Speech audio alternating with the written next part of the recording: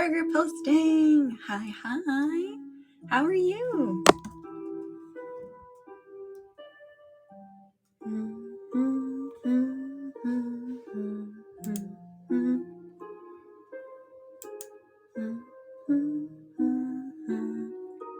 Twitch says hi. Hi, Twitch. How are you doing? How are you doing, Burger my buddy? Hey, Autumn. Welcome back, number one. Not quite, but you know what? It's the thought that counts. It's the thought.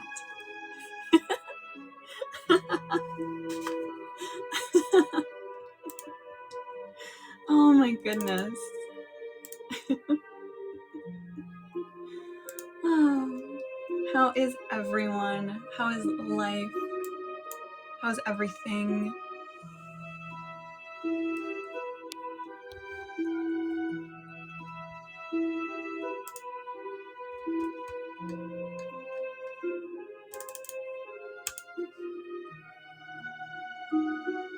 It's moments like this that I, aside from just not liking the intense brightness of the background anyway, but like, we're gonna be reading spooky stories. We should be able to have a darker background.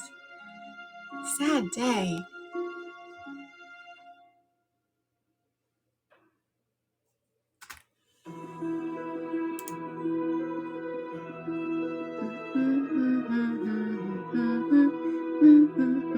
Winding down for the day. That's good at least. Did you have a busy day, Burger? Hi, Puffy. Hi, how are you? Hello. Gotta dim the lights for a spooky story. Exactly. Like, I'm sitting here kind of in the dark right now, except for, the light of my phone and my monitor, I guess. But you know what I mean. But like, come on, man. Hi, Allie. Good to see you as always. How's it going? I had a busy work day. Oh my, but 11 p.m. is perfect because that's when I get home. Oh, hey, all right. Do you have to work tomorrow too? Spooky music, yes. We must set the scene, my dear. Doing okay. Working on Mermaid Lumi art. Puppy. Stop, you spoil me. Oh my gosh. You're the sweetest. Hi, Leo. Hi. I'm off tomorrow. Nice. What you gonna do on your day off? Have a holiday off tomorrow. Okay. You both have the day off tomorrow. Autumn's gonna sleep. Felt. Allie, what are you gonna do? Not Leo coming in, not saying anything, and then immediately leaving. Chat, did you see that? You all saw that, right? Scaredy cat. That's right. Burger Posting's calling you out, Leo. I see. Oh, thank you for 2 hearts. Heart hands right back at ya. As always, Autumn. Sleep and chores. Oh no, not the chores. Okay. I'm only gonna have a mom moment very briefly. Autumn, Allie, since it's a day off, in addition to sleep and chores, make sure you do something for yourselves too. Even if it's just like treating yourself to a snack you really like, or watching a movie you like, or I don't know, just anything that makes you happy. Let me lurk, Burger.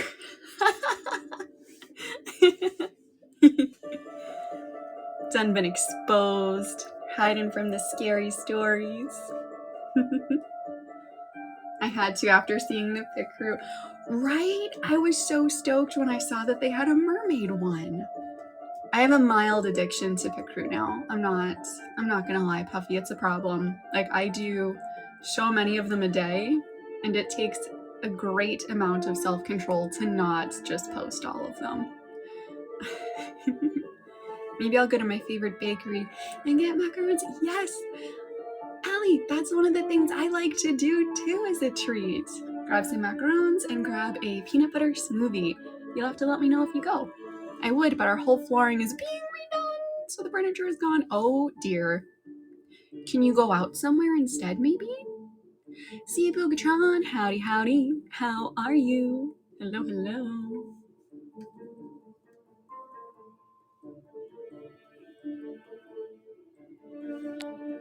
some bird photography. Yes, you totally should.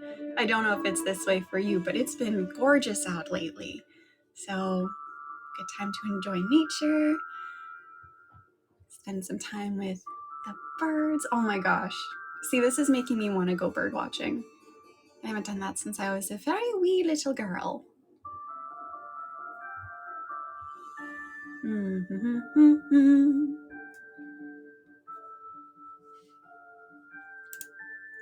So you guys, how's it going? Oh, it's going. We're here. We're present and accounted for. But yeah, no, it's going pretty good. I'm excited to do some spooky readings with you guys. How's it going for you?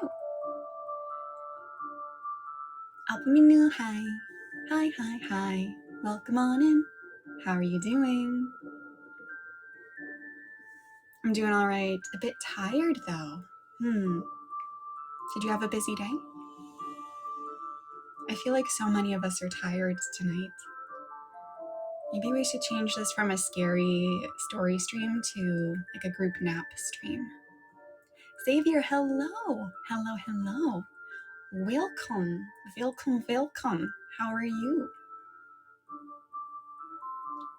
So you guys, I don't know if you remember, but the impetus behind doing a scary story stream was, I think it was maybe a week or so ago. We briefly were talking about paranormal encounters. We're going to talk through some of those, but also I, of course, have the No Sleep subreddit pulled up so we can read some spooky stories from there. Kogre-san, good morning. Group nap while Lumi reads horror and gives us strange dreams. What could go wrong? I've actually been doing some research and I'm planning on taking an internship. No way, Autumn, that's awesome. That's so stinking cool. Keep me posted. I hope you get it. Good morning. How are you?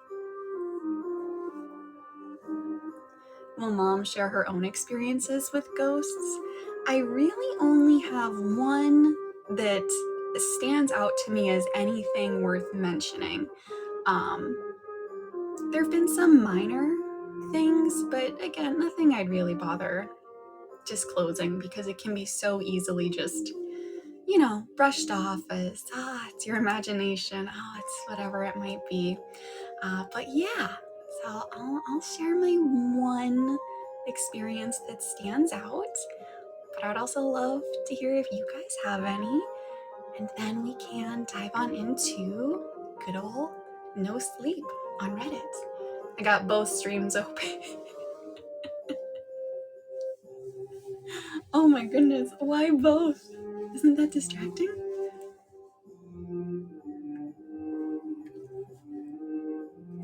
So, do you guys believe in ghosts? One for each ear. Or are we going for the binaural ASMR experience? Don't ever let me do that again, you guys. Nope, I need more.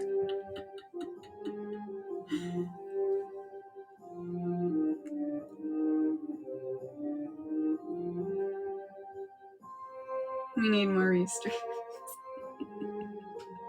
restream inception. Oh, wow, what, Puffy? Oh, what's fun? But yes, fill me in, chat. Do you believe in ghosts?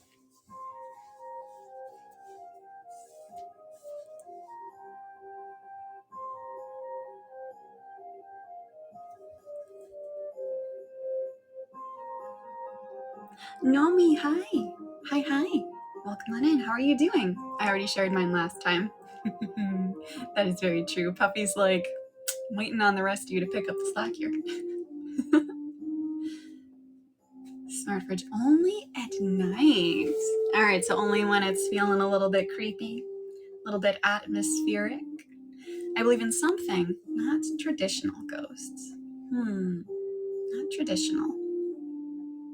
Residual energy type stuff? Or maybe something different.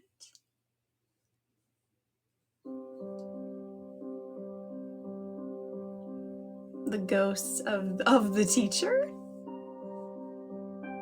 Just a teacher. Just one teacher. And only one. Sorry, it's sent too early. Okay. That makes sense. It was like, Autumn, what does this mean? Residual energy or presences. I can see that. And I think, like, realistically, too, you could lean on science to support that as well in varying degrees, right? Because,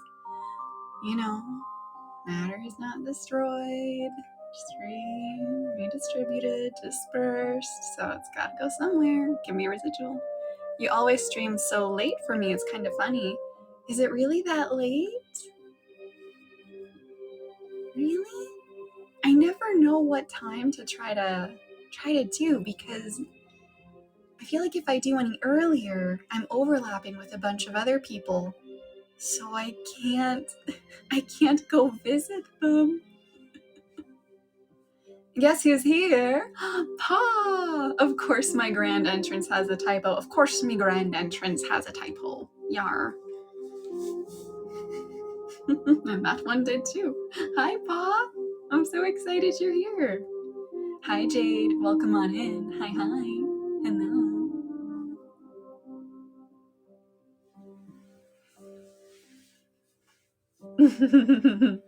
Nomi's like, we saw that.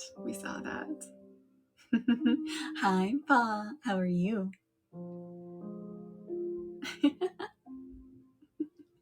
Well, you guys. Well. For real, no. Oh, Twitch. What do we think? Are we ready to dive in? Wait, no, the ghost of the elementary teacher whose class I cheated on final exam. That is so specific. That sounds like a Victorian ghost story where the ghost simply symbolizes guilt. Spooky stories are spooky. Are they? Are you sure? I've spent my entire day with my family in the pain of cicadas and the other half of it in my room drawing anime jellyfish women from Twitch. There's a good handful of jellyfish-themed VTubers. I'm always excited. I'm like, oh, sisters? Can we be sisters? We're sisters now. I slept all day. All day? Are you feeling okay? Is this account that your Twitch... Wait, is this the account that your Twitch chat is featured on? Not specifically. So, Burger Posting and a few other accounts are super awesome and will restream the folks over on Nexas. So there's a few different accounts who do. Burger Posting is one of the ones that we owe our lives to, honestly. Jellyfish collab would be awesome. Jelly Sisters collab. Let's go. But yeah, what do you guys think? Are you ready to dive into some spooky stories? Lumi's real Twitch is this, which is not used yet, but it will be next month. You're all going to see me absolutely struggle using Twitch. I apologize in advance.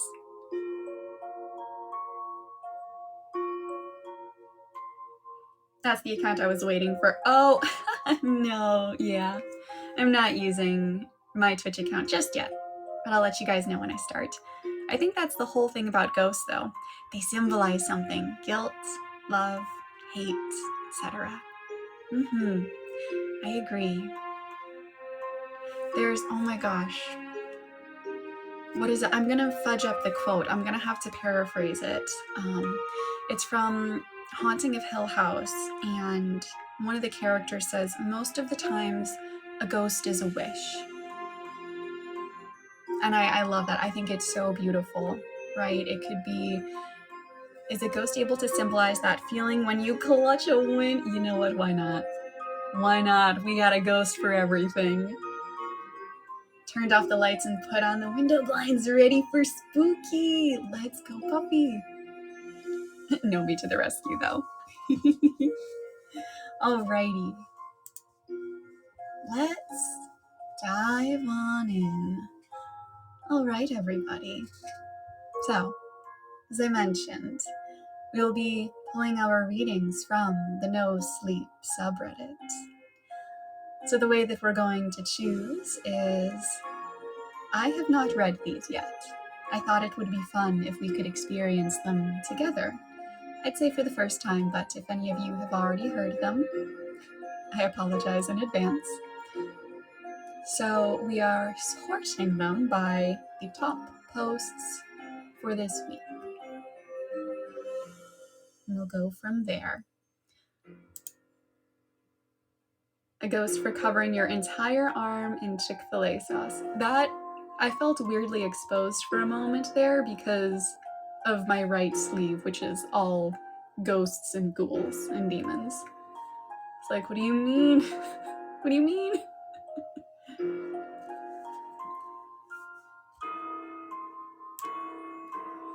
I'd love to have a ghost for that. Alrighty. Hi, Nathan. Welcome on in. You're just in time. We are about to start our first scary story. So the top rated one for this week is called Husband Wanted, and it is by Nemoff in the No Sleep subreddit. We should rate the scary stories after reading them.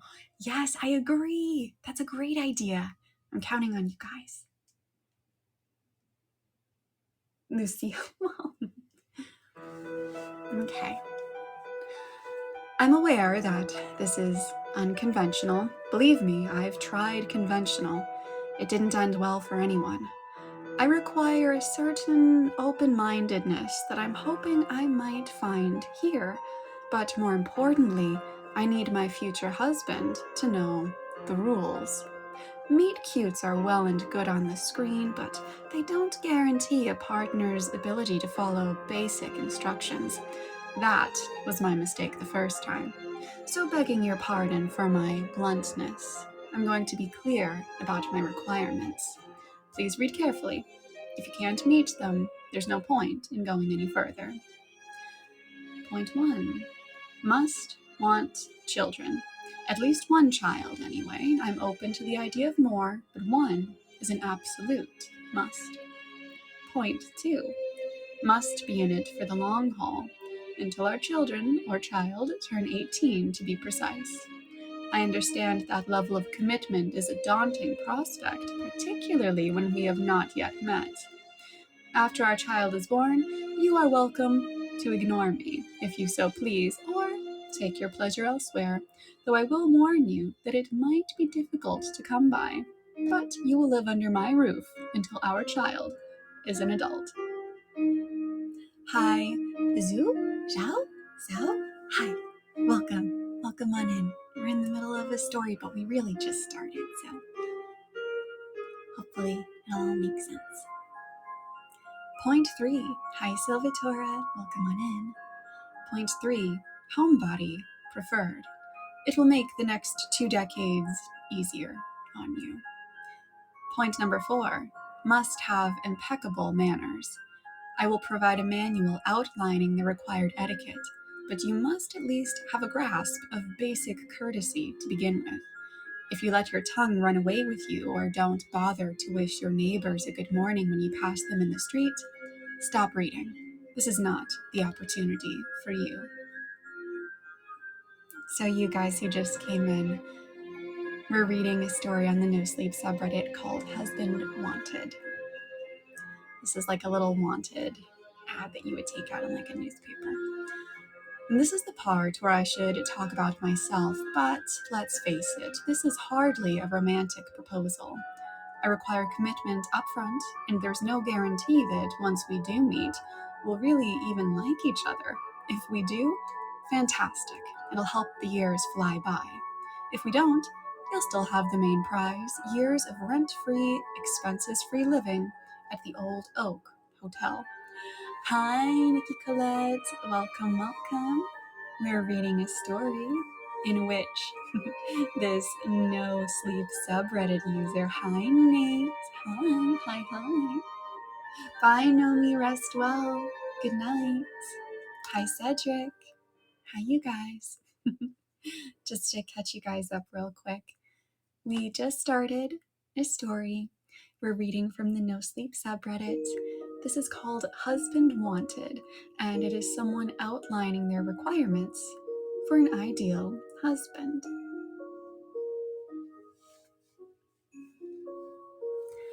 A sanctuary has stood in this spot in one form or another since before the ley lines.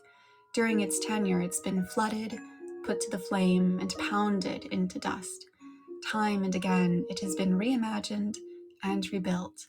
Most of the current building dates back to Victoria's reign, though the oldest parts were constructed in the 13th century. At the very bottom of the garden, cut into the surrounding hills, there is a cave bearing handprints of red ochre. There has always been an Edwards at the hotel, though of course we haven't always gone by that name. Hi, Smooth Brain. You would think a family so tied to one place would do a better job of keeping records, but no one is certain of our origins. Perhaps it was a cosmic bargain, or perhaps mere luck, whether good or bad, I have never been able to decide. Either way, our presence is required. Throughout our spotty past, there's a story here and there of an Edwards deserting their post, and it always coincides with a particularly brutal period of history. I inherited this position 5 years ago. At midnight on my 18th birthday, my parents took their already packed suitcases and left.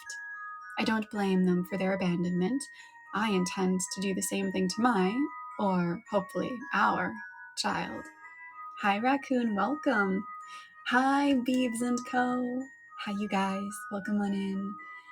We are kind of in still the beginning stages of a story from the No Sleep subreddit about a woman who is seeking a husband with very, very particular requirements. Spooky comfy.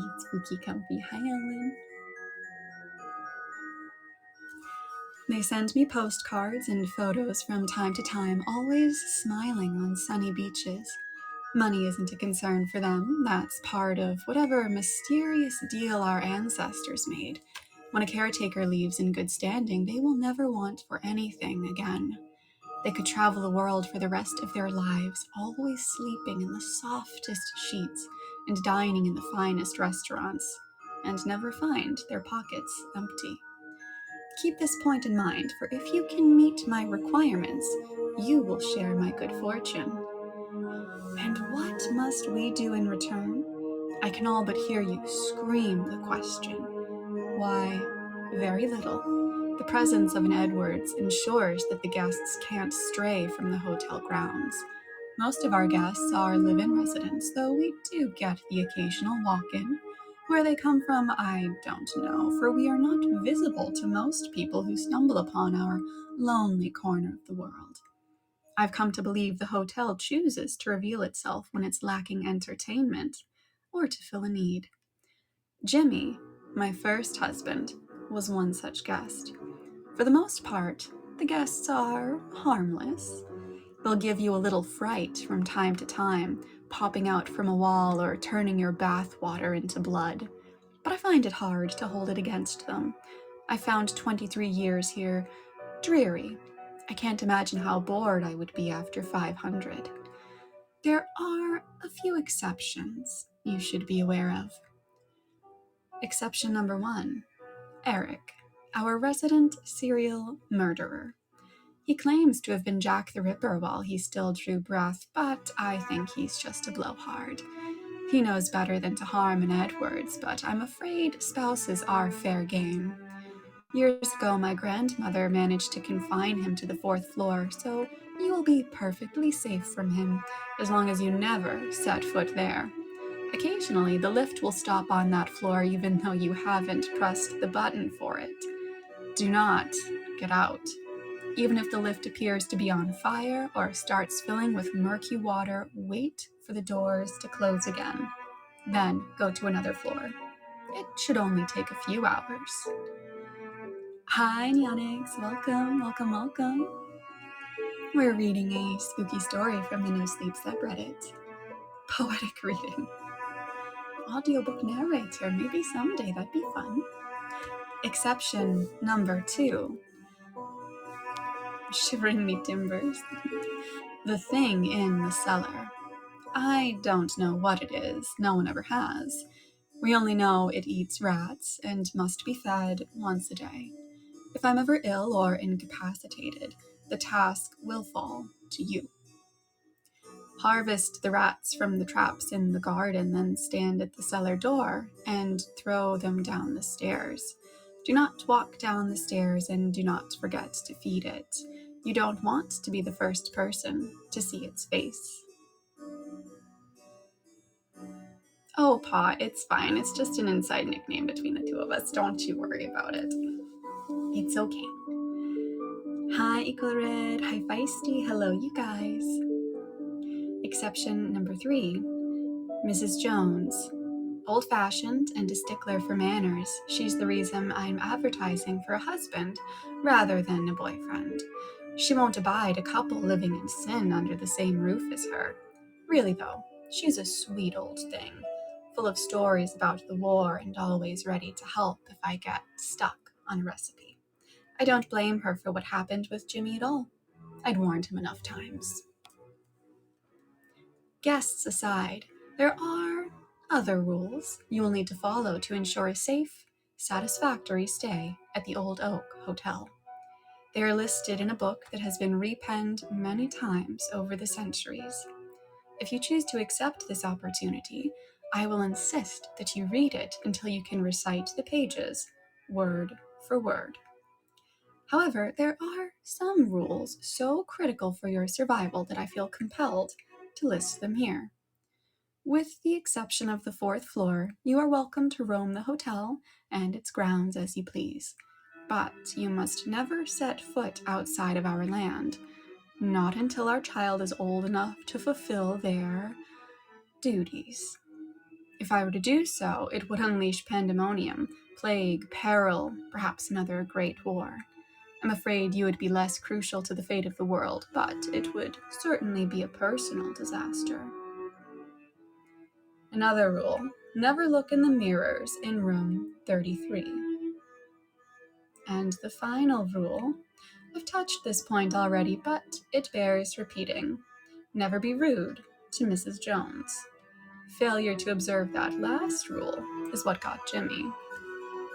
She doted on him. I think he reminded her of her long-dead son, for she pampered him as if he were one of her own.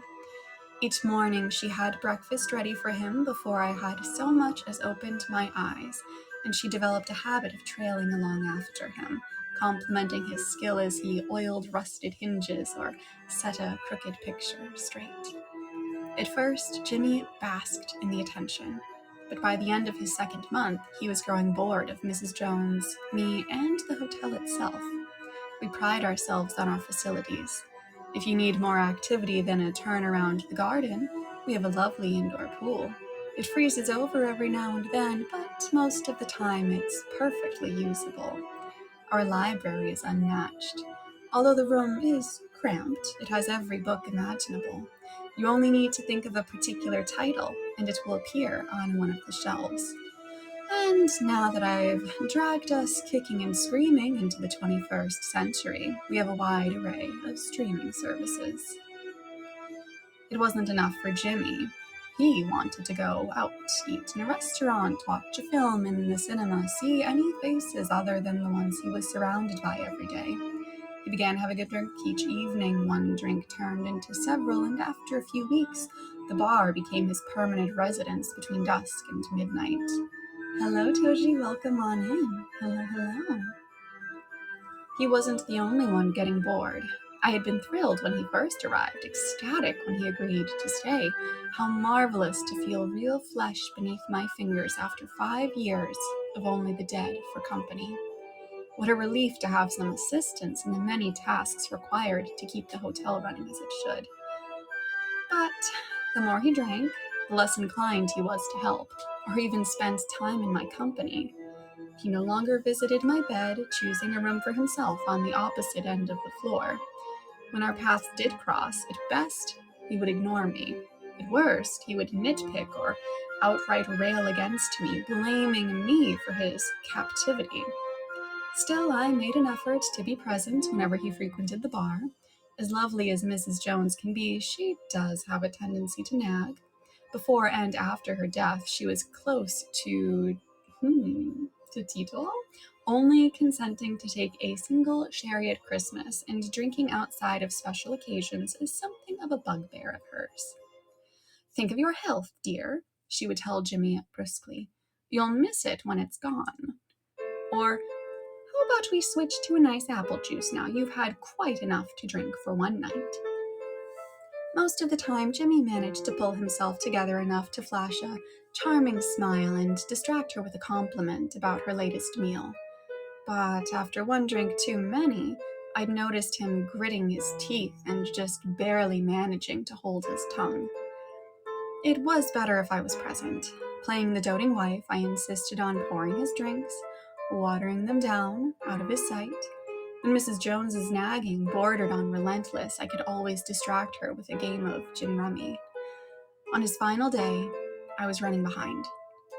The ghoul on the second floor, usually the least demanding of our guests, had come down with some dreadful illness or else decided he wanted to inconvenience me.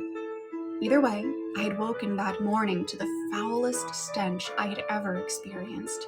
I followed it to his room and found every surface covered in putrid green blank gunge, its consistency somewhere between mucus and vomit. "Shiggy, you okay?" All day I scrubbed, taking only brief breaks to step outside before I fainted.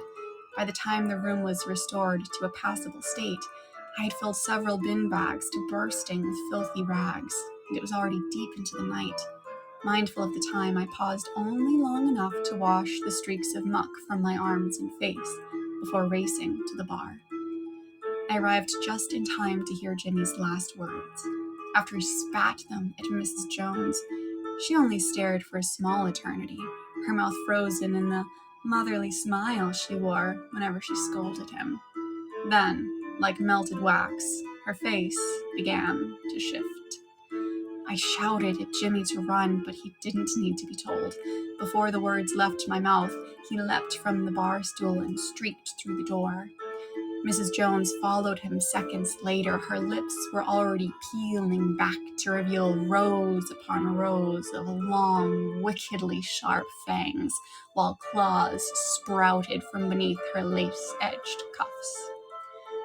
I sprinted after them, but Jimmy was fueled by fear and Mrs. Jones by whatever force propels the Mrs. Joneses of the world. I followed the screeching to the lobby. Breathless, I arrived to see that he had arrived within mere feet of the entrance before Mrs. Jones grabbed him. Claws wrapped around his throat. She lifted him into the air. As I watched, her jaw unhinged, the lower part dropping so that it was nearly level with her chest. The sight drove all senses out of my head. Forgetting every rule my parents had ever drilled into me, I lunged at her. She batted me away as though I weighed no more than a fly. I crashed into the reception desk, the breath bursting from my lungs in a great whoosh. I was certain that I would die, for no amount of effort seemed to force air back into my aching chest. At last, as my vision began to dim, I managed to take a small gulp, then another, and another, until I was able to draw myself together enough to regain my footing. By that time, Mrs. Jones had nearly finished her dinner.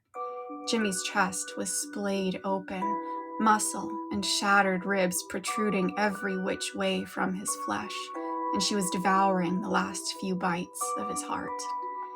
His head was angled towards me. The light had winked out from his eyes, but they still held his final terror. and an accusation which, I was quite certain, was directed at me. I would like to say I felt only horror, but I couldn't help my sudden jolt of irritation. How many times had I told him to mind his manners? Mrs. Jones gulped the thick and wet in her gullet and dropped what remained of Jimmy to the floor. And then she turned to me. Here's another rule for you, one which I hope you never have cause to use. Never interfere with a kill. The Mrs. Jones who used to kiss my grazed knees, who argued with my mother for the right to read me bedtime stories, was no longer at the wheel. No amount of pleading or reasoning would move her. I could only run. Spinning around, I vaulted over the reception desk and raced for the office behind it.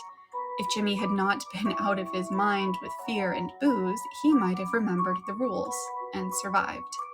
It was one of several staff-only rooms throughout the hotel, warded to keep out unwanted guests. Ayo, Argo? Just 10 steps from desk to door, yet it was the longest journey of my life. My hard-won breath burned in my throat, my heart pounded in my ears, deafening me to all other sounds than Mrs. Jones' heavy, pounding footsteps. Grasping the handle, her hot, copper-tanged breath was on my neck. Fire exploded in my flesh as she raked her claws down my back. A step further away and I wouldn't have made it. The pain would have been too great. But I managed to throw myself into the office and slam the door before crumpling to the ground. Before I passed out, I heard her grunting and shrieking outside, furious that she couldn't get in.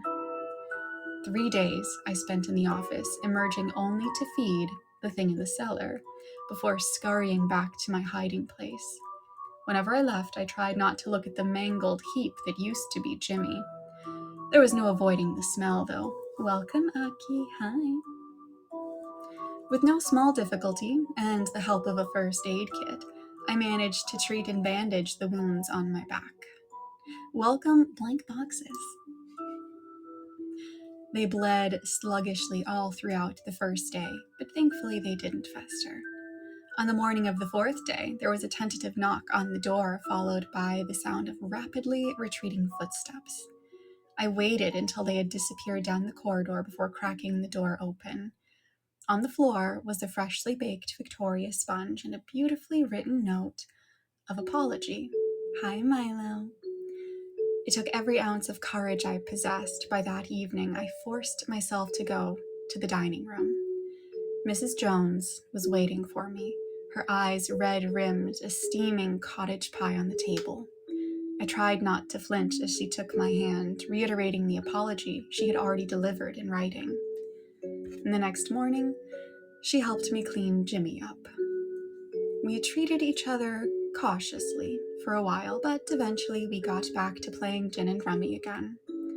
When the scars on my back twinge, as they sometimes do, she helps me rub a soothing ointment into them. Even though I've told her it's not necessary, she apologizes every time. So, you've heard my story, and you have my proposal. If you think you could be the man for me, I invite you to visit.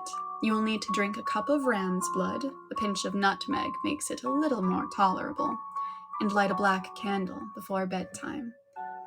When you next wake, you will find yourself at our gates. As travel arrangements go, it's hardly the Orient Express, but it beats the airfare. If you have read this without flinching, if you can stomach the journey to get here, if you walk up to our door and find the nerve to open it, I have one more instruction for you. Just as you enter, look to your right. You will see a deep brown stain on the lobby carpet. I've scrubbed and scrubbed, but it just won't come out. Perhaps that's for the best. It's a good reminder of what will happen to you should you call Mrs. Jones a nosy old bat. And when you run into Jimmy, as you will, for he still likes hanging around the bar in the evening, his silvery wounds glistening as though they had just been inflicted, Don't let him convince you that he was some sort of victim. He knew the rules. I don't know what turn I was expecting that story to take, but it wasn't that. I did not see any of that story coming. What do you guys think? Doesn't sound that bad of an arrangement, Puffy. Bye, Silvatora. Bye, Nate. Bye, you guys. The dating market is already hard. I mean, that's true. That's very, very true.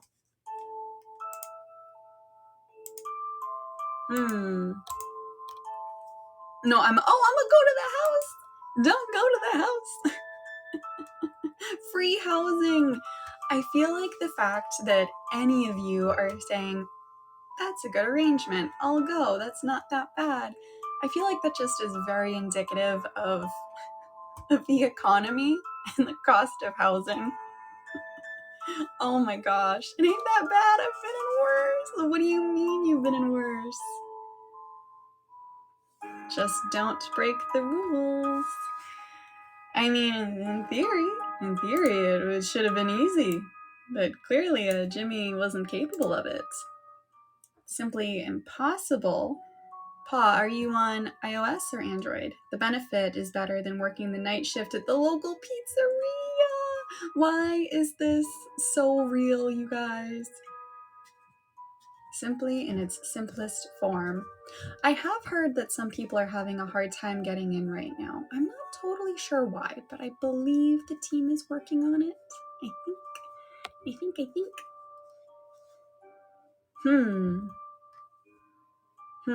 Ponder. So.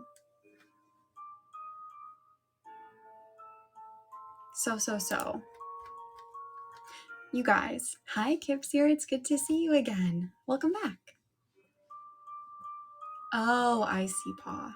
I don't know then. I don't know what to do. You could always message the AniLive account and see if they have any ideas. Hi, Trax. What's the spooky level of that story? I feel like it wasn't that spooky. Maybe like a 3? A 3 out of 10? I don't know. What do you guys think? Trax, Kipsy, hi, how are you guys doing? Yeah, it wasn't that scary. It was interesting, but I don't think it was scary. So you guys, all right, and you, I'm glad you're all right. I'm hanging on in, just chilling here, reading with you guys. We're about to start a new story. So, it was a basic job offer. Honestly, it was. We just read a job posting. What do you think of the event? I personally won't be participating, but I am very excited for the folks who are participating and who are doing coin goals. Some of them are quite funny. What do you think of the event, Trax? Scary. You thought it was scary? Oh no, Kokore-san. Oof, right, Argo? Who designed your model? It's impossible to draw really detailed. My art mama, I have her listed on my Twitter/X in my bio. The setup was kind of, but most of the threats were contained already, right? Exactly. It definitely came down to just, do you have enough self-control to not step out of line and be rude? It seems really good because it's Una artist. That's fair. It's really cool, don't get me wrong.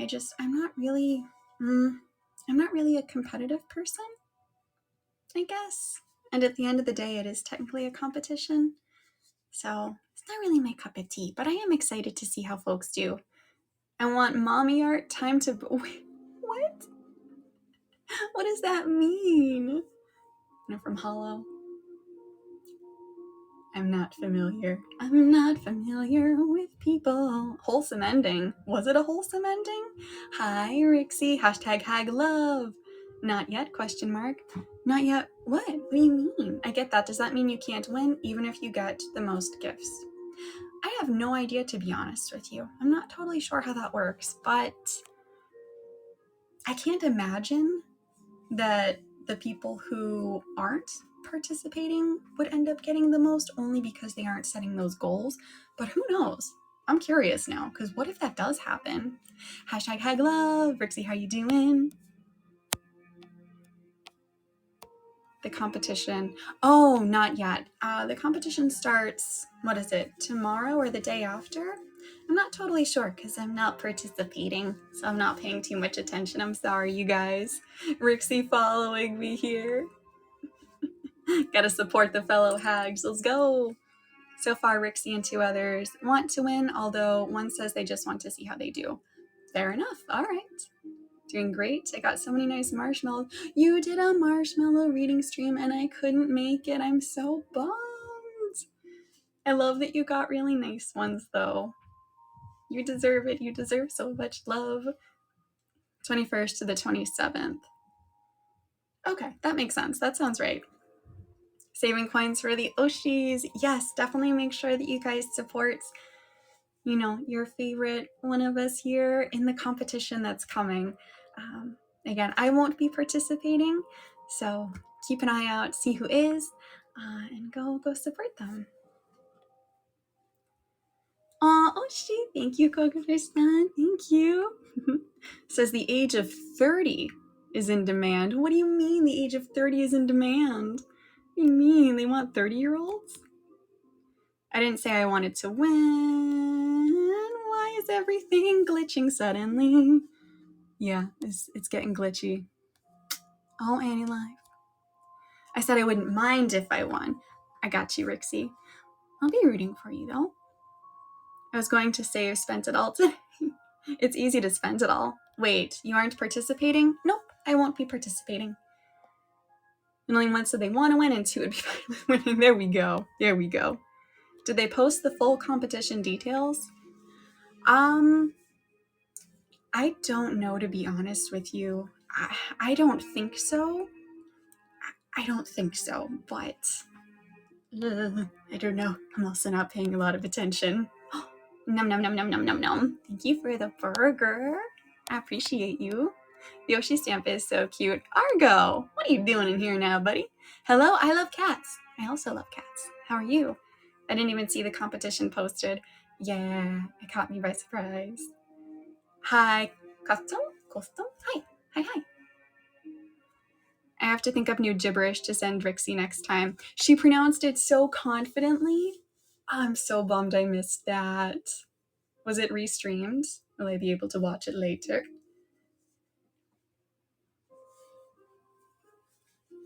What's our cursing policy for these streams? Just don't go overboard.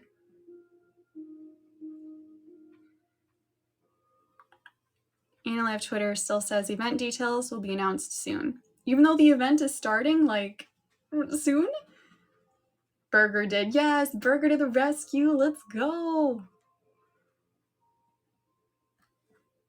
Oh, right. You guys, do we want to do actual stories again? So, like the length of what we just did? Or do we want to do something like, you know, the good old cliche but fun, like 2-sentence horror story type things? What are you guys in the mood for? Reddit lamp story? Lamp story. Procrastination to the max. Honestly, that is what it seems like. What order do you put cereal, milk, and bowl? I love how bowl is part of the order. So bowl first, then cereal, then milk. How about you? Full-length story. Rixie Brightful has spoken. Can you do the McDonald's building creepypasta? There's a McDonald's building one? Hi, Drone. Welcome on in. We're about to start a new story. Okay, McDonald's building creepypasta? What am I about to get us into? That is the right order. There we go.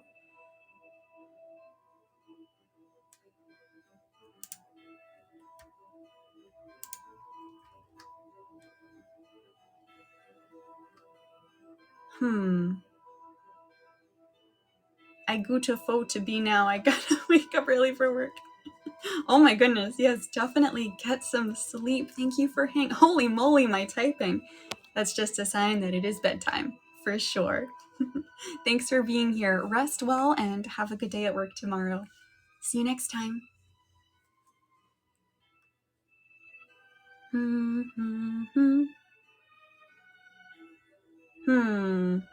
Let's see.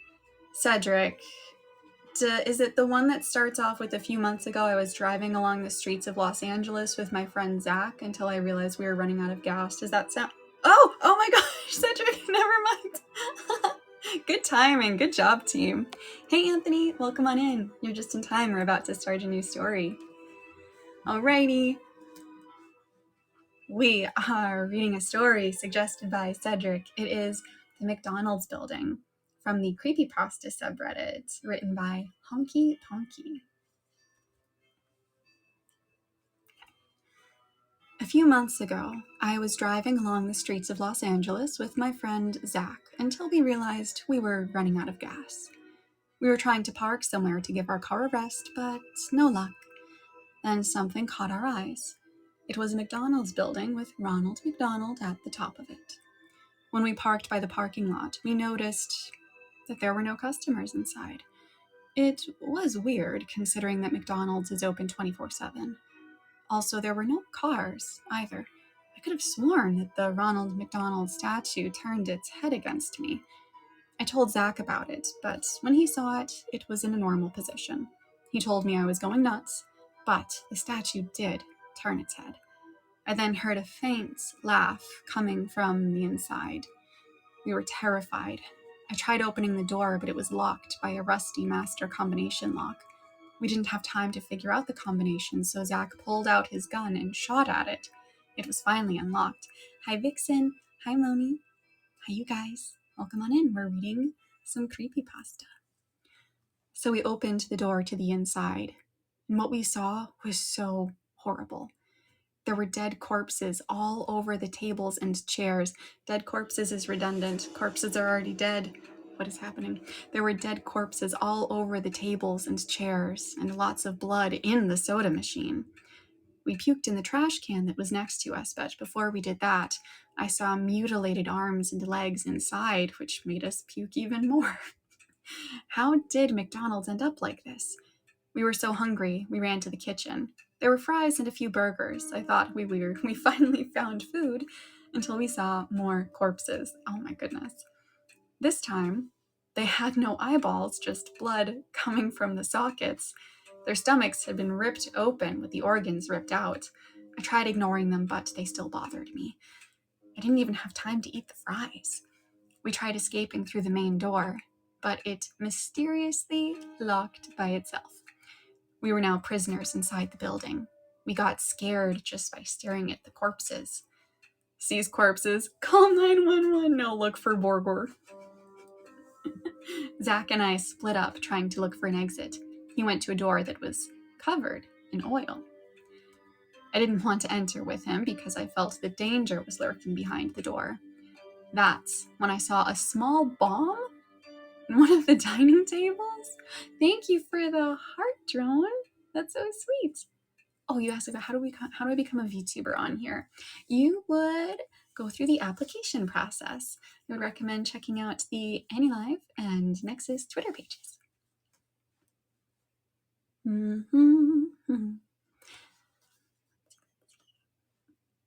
Okay, right. So we picked up the bomb, fused it with our lighter, and placed it in the door. After 10 seconds, it finally exploded.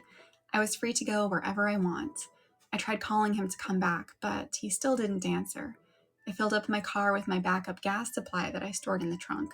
I waited for him to go back to the car with me. It was now 7 p.m. That's when I saw a tall figure coming from the door with a chainsaw. I drove away as fast as I could. We ditched Zach. I managed to escape to my house. Zach never came back at all. 2 days later, I received a newspaper with the most disturbing headline of all. It said, 2 boys went to an abandoned McDonald's restaurant in the far side of Los Angeles. One managed to get away, with the other nowhere in sight. Police are still trying to locate the man, but they never found proof. Then they mysteriously disappeared by entering an oil-covered door. What was behind the door? How did they all go missing? I hope someone would this mystery anytime soon. The typos, the missing words. Ashenlin, dead by bug light, burnt toast. Hello, everybody. Welcome on in. How are you guys doing? Then who was phone? I don't know what's happening. He just wanted to eat his fries. Bro. This is wild. Turning my final assignment with 20 minutes left. Let's go, Ashlyn. Yes. Good job. Well done, my friend. How are you going to treat yourself for having completed it? 1750 word assignment done last minute. What was the subject on? Paul says, a woman named Catherine Kirsch from the late 1800s found out her husband cheated on her, so she poisoned her kids' milk? Why the kids? And threw all their bodies in a well before finally... Oh. Well then. That's disturbing, Paul. I just joined and the first thing I heard is, oil, yo. Burnt toast, it's not what you think. It's not what you think, I swear. Effects of war we ignore. Ooh, that actually sounds like a really interesting topic. Yeah, so you should definitely treat yourself to something, whether it's like, again, like, you know, something you like, an activity you like, a food you like. She was my great-great-great-grandmother. That tracks, Paul. That tracks.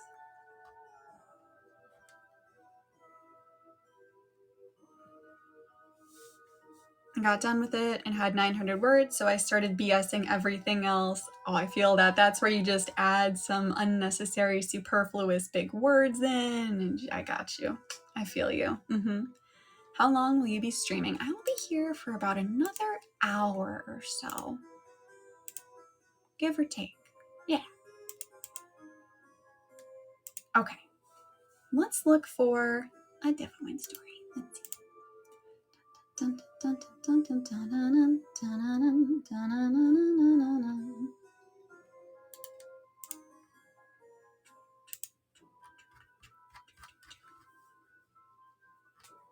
Went from talking about political people losing power to cows going into shock. Cows going into shock. What is the impetus for cows going into shock? Help me. I need to understand. Gotta go have a good stream. Bye, Kips here. Take care. It was good to see you again. Bombs exploding. Oh, okay. That's fair. That makes sense. All right. We need to find another story. Let's see.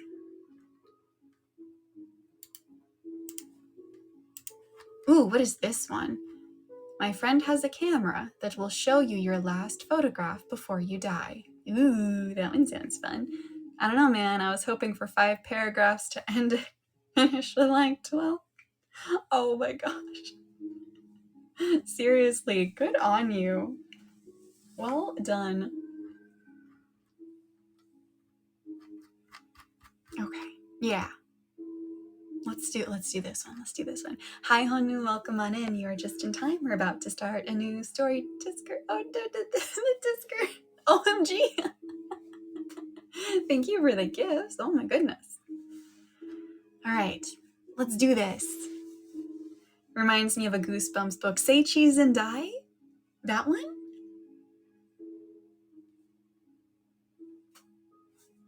Yes, Rixie. Goosebumps was so good. Did you guys ever read the Goosebumps books where it was like a choose your own adventure? I died every time. I could not make it out alive of those stories.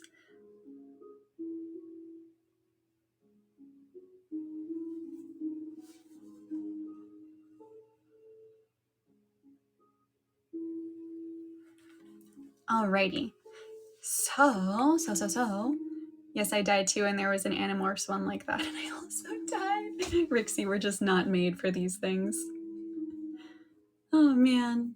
Alrighty, so, from the No Sleep subreddit by Blair Daniels. My friend has a camera that will show you your last photograph before you die. Everyone dies at some point, and with that reality comes some cold, hard facts. You will have a last kiss, a last hug, a last phone call, and a last photograph. On Friday night, we met up at Casey's house. Even though she has an annoying neighbor, her parents built this amazing fire pit that's the perfect spot for chilly autumn nights. After starting the fire and roasting some marshmallows, she brought out something I hadn't seen in at least a decade: a disposable camera. Getting spooky on VTuber Lives in the middle of May, it's always spooky here. This is a special camera, Casey said with a grin. Apparently, when you take a picture, it'll be your last photo before you die. I'm gonna go, got notes to finish up. Good luck. You've got this. Ciao. I sat there trying to digest what she was saying. You mean the camera kills you? Yeah, like that one Goosebumps book, Brady replied. Yo. Say cheese and die. Oh my gosh, I loved that one.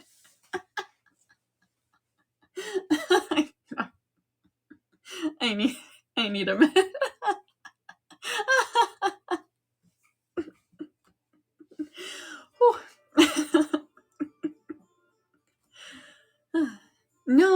No, that's not what I mean. Casey held her hands up, clearly annoyed that we didn't get it. Everyone has a last photo before they die. Like, for example, my grandpa. 3 days before he passed away, he went on a fishing trip. The last photo on that trip is the last photo that was ever taken of him. Well, it's impossible for a camera to show that, I replied.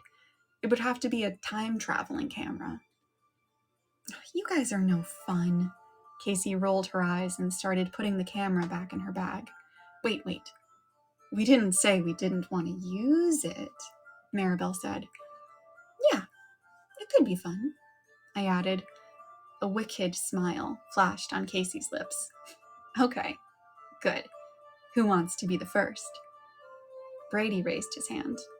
I'll go. That was Brady for you. Never missed a chance to impress the girls.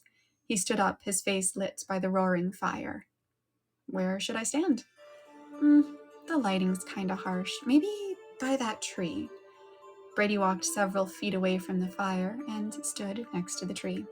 Then he leaned against it, crossed his arms, and raised an eyebrow. Casey raised the camera to her face. 3, 2, 1, cheese. Click. White light flashed across the dark backyard. Brady stepped away from the tree, grinning. Okay, who's next? Casey asked. I'll go, Maribel said. She pushed her glasses up her nose and stood next to the tree, somewhat awkwardly. Casey lifted the camera to her face and took a photo. The ratcheting sound of her rewinding the film filled the air. Okay, Benny, your turn, she said, shooting me a smile. I walked over to the tree, took off my baseball cap, and waited. Casey lifted the camera to her face and then frowned. Can't you smile? Nope. Ugh, fine. Click. She rewound the film and handed the camera to me. Then she posed next to the tree in a classic sorority squat pose. Hello, Meadow. Welcome on in. We're reading some spooky stories. Yeah, this wasn't awkward at all. Casey and I had just started dating, but the longer things went on, the more doubts I was having. Sure, we looked good in pictures, a classic football star cheerleader match. In reality, we weren't either of those things. She was pretty, but extremely insecure, jealous, and high maintenance. I was a neurodivergent math nerd who just happened to luck out genetically and look like a jock. Guess who's back? Back again. Meadow's back.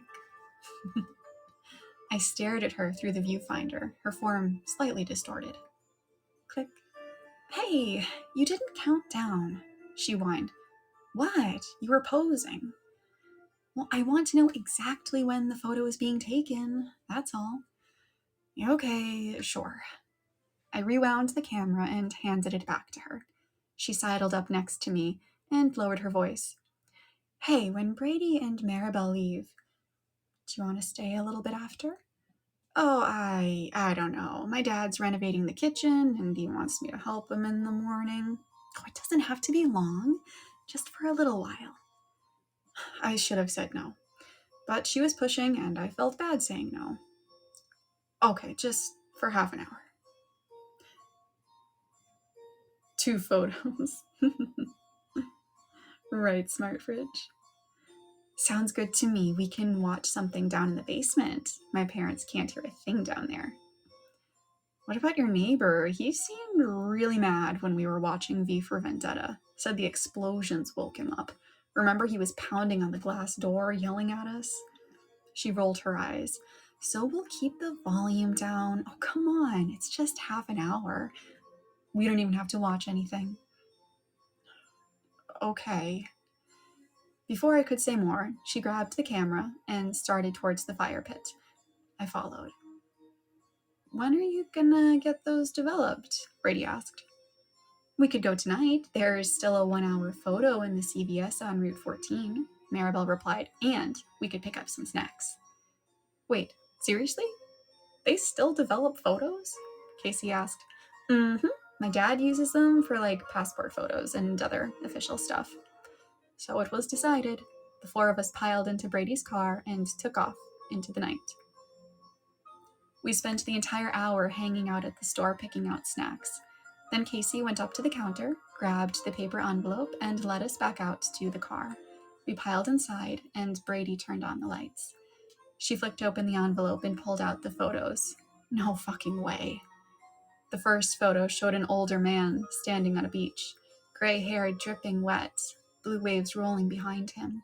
But with his square jaw and tall build, he looked just like an aged-up Brady. That's impossible, I said. Not necessarily, Maribel replied after a pause.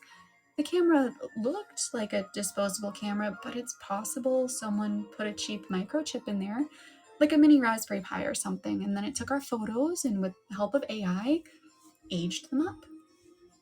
Well, yeah, but how would CVS develop them? I asked.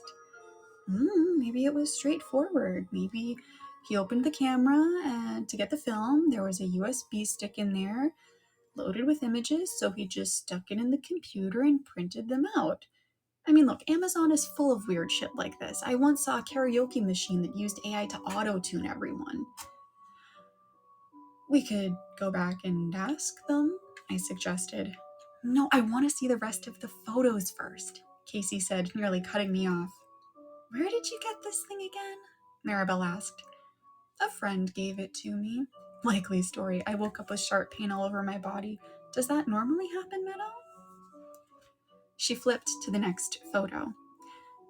It was a family Christmas photo. Several people standing in front of the tree, happy faces lit by multicolored lights. But my heart dropped when I saw the woman on the left.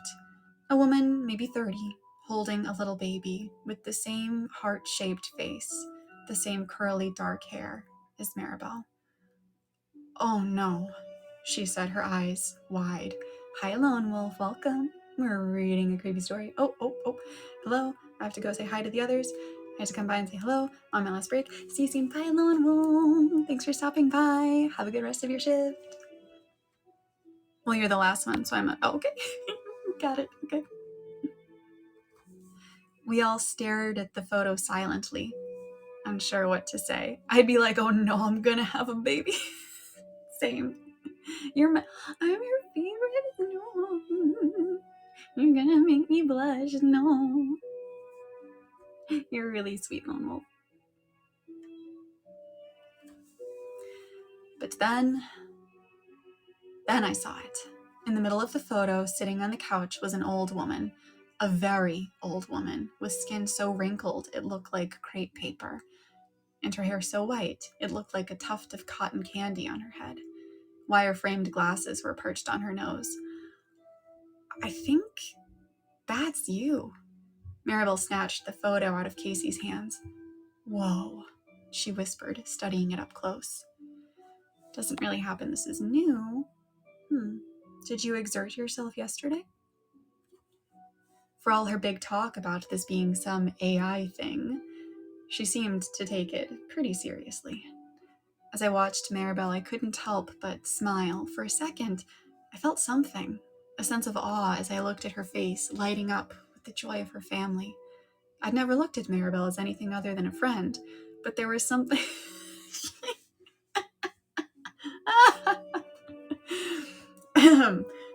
Sorry, you guys. But there was something tugging at my heartstrings now. Not even something I could put into words as a crush or attraction or lust. Just something. A flicker of connection, of emotion, of... Benny?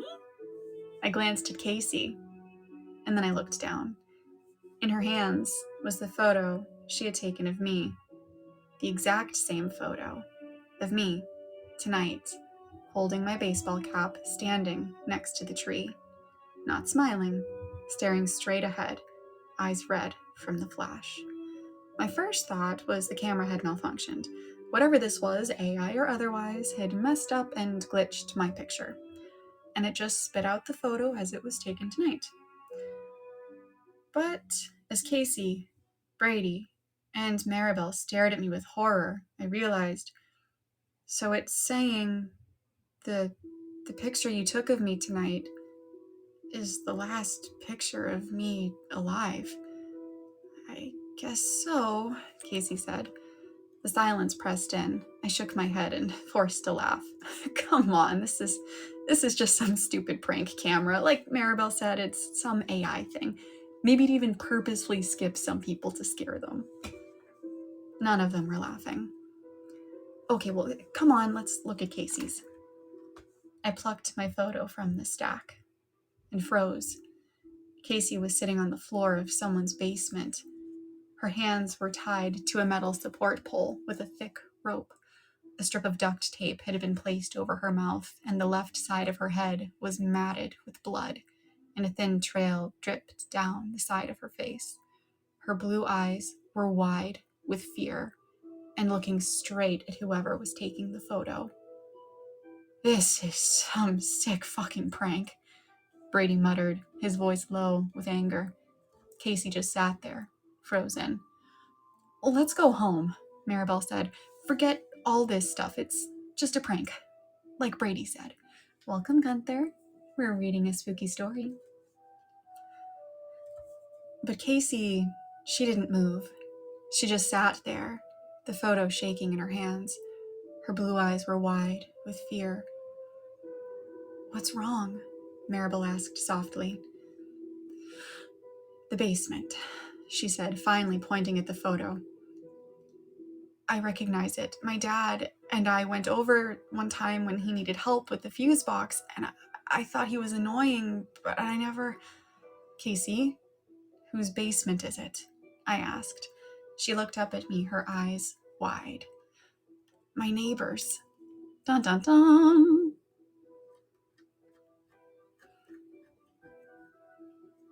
Oh, there's a part 2. Fascinating.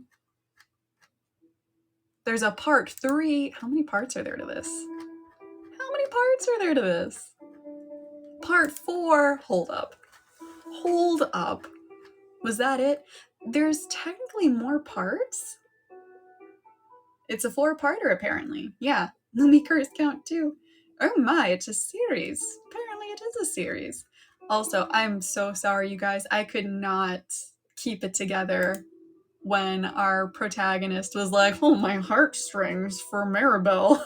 Like, your girlfriend is right next to you, buddy, and you're all talking about how you're gonna die. This is not the time. Oh my gosh. Wild and priorities, man, priorities. I gotta go. Thanks for this story. Thank you for coming by, Lone Wolf. Take care, and I'll see you soon. Bye-bye. Bye. Alrighty, do we want to continue? Crocodile-san, are you going too? Do we want to continue with this story, or do we want to do something different?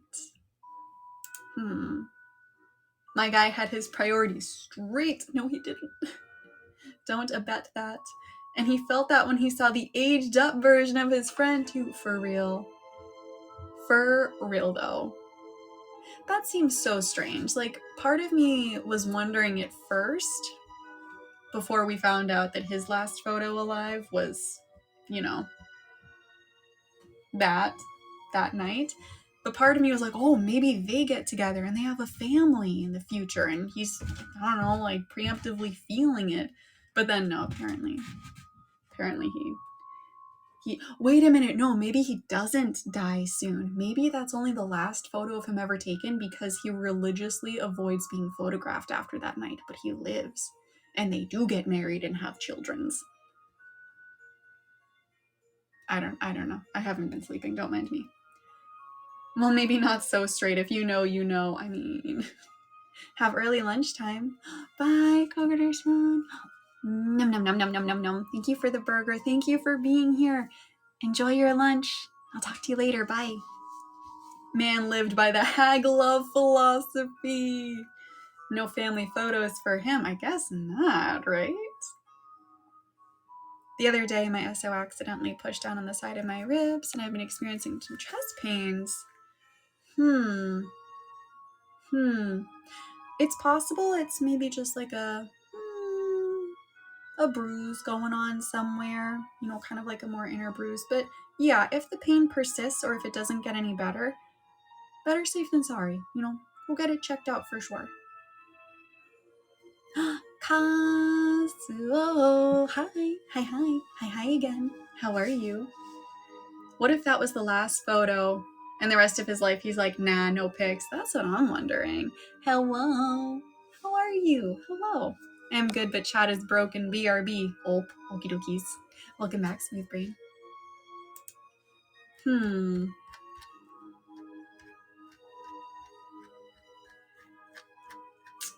don't know. Chat fixed? Question mark? Is chat fixed? It is! Yes! Victory! Victory, victory. Oh, thank you for the clap. I don't know about you guys, but I don't think I have it in me to pursue 3 more parts of that story. So if it's okay, I think maybe we'll move on to a different one.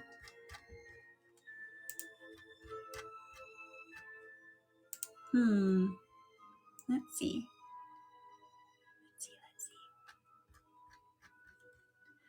What should we read next?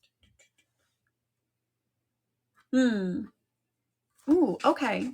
All right. Let's try this one. From the No Sleep subreddit, written by World Away Tweedy, we have, as I got on the elevator, the man getting off whispered something strange to me. Don't get off until you hit the 9th floor. No exceptions. But my interview is on 5, I replied. I'll say this only one more time. Don't get off until you hit 9th.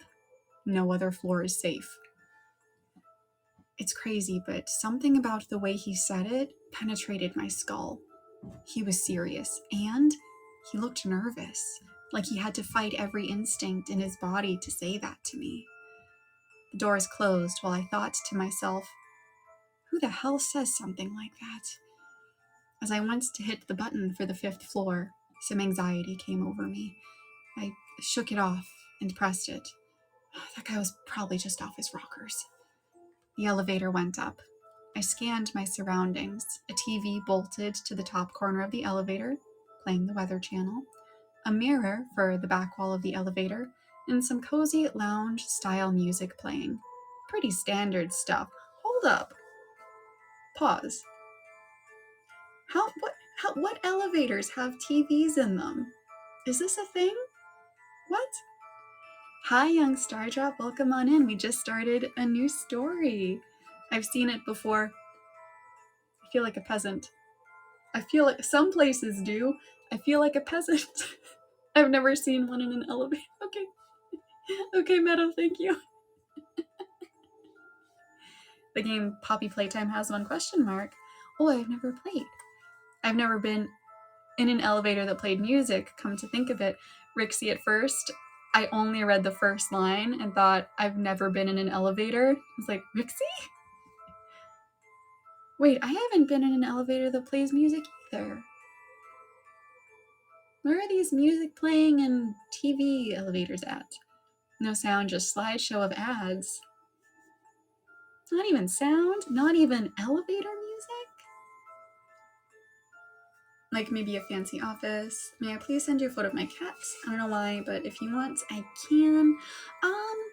Maybe. I tried to limit social media, just chatting in DMs and stuff, but if you wanted to maybe drop a picture under the post where I answered the marshmallow about the breeds of my kitties, I could see some places putting it in a screen just to run ads like they have at gas stations. That makes sense. That makes sense. All stairs for this robot, says Burger posting to Rixie. I've only ever heard elevator music in video games, right? Like, it's not real. Okay, sorry for the tangent, you guys. Okay. Now arriving at the 5th floor. Weird. Not sure I've ever been in an elevator that announced each floor it was arriving at. I was sure that if I worked in this building, this would get pretty old quickly. Ding! You can't even run 100 meters. Rixie. The doors opened on 5. In front of me was a reception area with a woman seated at the front desk. She stood up from her seat. Mr. Davis, you're early. The gentleman's warning from earlier played in my head. We'll be ready for your interview in a few moments. In the meantime, please, feel free to take a seat. Thank you, I responded. If I'm, early, maybe I can just come back in a few minutes? Nonsense! We'll see if we can speed things up. He's been very excited to meet you. The elevator doors started closing. I held them open. I wasn't sure what to do here, but everything seemed fine enough. Granted, the receptionist did seem a bit eager, but beyond that... From my vantage point, I scanned the office space behind the front desk area. All looked normal. Cubicles, folks clicking away at their computer, a kitchen area. Pretty unremarkable. That is, except for the portrait off at the far end of the office floor. It was very large, and I couldn't tell what the picture was of, but I did see a group of employees staring at it, almost admiring it. Your wife's name is Meredith, right? I froze as the receptionist's question shot a dart right through me. I didn't remember the job application form ever asking for my wife's name. You two are thinking of having children, right? If it's a boy, you want to name him Sam. What the fuck? Forget that she was right on the money. This was something I'd never spoken about to anyone, including my wife. Before I could answer, the office workers surrounding the large portrait started singing the happy birthday song loudly in complete and perfect unison. Someone brought out a birthday cake and presented it to the portrait. A portrait that, after a bit of squinting, I realized was a very large version of my high school yearbook photo. I backed into the elevator and pressed the closed door button. I panicked as it took its sweet time to register. Press, come the fuck on. After what felt like an eternity, the doors started closing. As they closed, I heard the receptionist, I'm so curious to know what your insides taste like, Michael.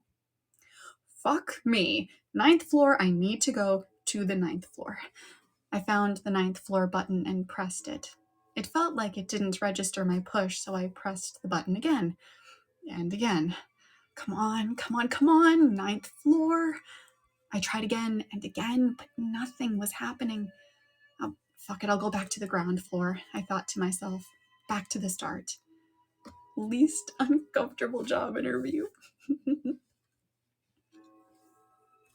As I went to press the G button, I realized it was missing. Just that one singular button. Gone. I was getting claustrophobic. I took in deep breaths to prevent myself from having a full-blown episode.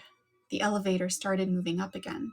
A panel above the elevator doors lit up with the following number: 11. Someone was calling the elevator? I started talking to myself to self-soothe. It's okay. Someone will call the 9th floor soon. That's where I'll get off. Can't find the G button. Typical Rexy.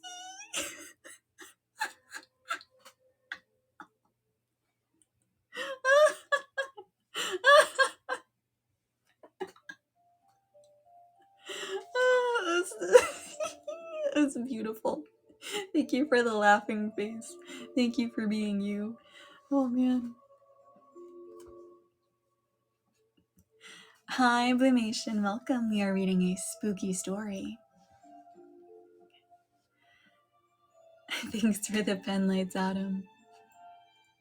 Was worth it to hear your adorable laugh. No, not the Rixie Riz. No. Thank you for the pen light, Smooth Brain. They're not. Meadow, Rixie, you guys.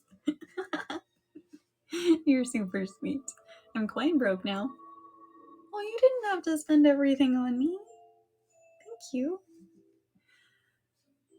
All right, let's see where this is going. As the elevator approached its new destination, I noticed that the background lounge music in the elevator had changed. It was now an instrumental arrangement of Happy Birthday. Not sure why this thing thought it was my birthday. I glanced at the weather report on the TV.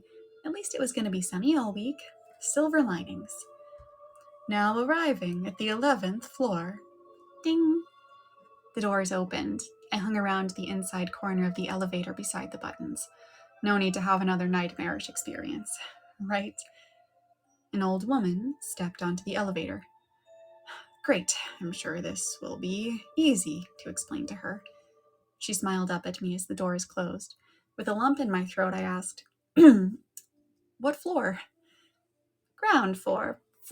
Ground floor, please. I'm sorry, ma'am, but that button is missing. Maybe we could wait until someone calls us to the 9th floor. 9th? No, I think I'll just go to the 2nd floor instead. She went to press the button. Ma'am, I don't think it's safe. I have plenty of friends on the 2nd floor. It'll be okay. And she pressed it. I didn't feel comfortable cornering an elderly stranger in a seemingly haunted elevator, but I tried again to convince her. I know this sounds weird, but I have it under good authority that the 2nd floor probably isn't safe. I'd strongly recommend not getting off until we reach 9. She smiled. Dear, it'll be all right. You know, I like to take all opportunities that are given to me. It's a shame that you turned your opportunity down. I know the folks on 5 are very disappointed. I backed up into the corner of the elevator. I saw the reflection of the old lady in the elevator's back mirror. She looked ghastly, otherworldly. Now arriving at the 2nd floor. The doors opened. She smiled at me again and then exited. I poked my head around the corner to look at the 2nd floor. It was damp.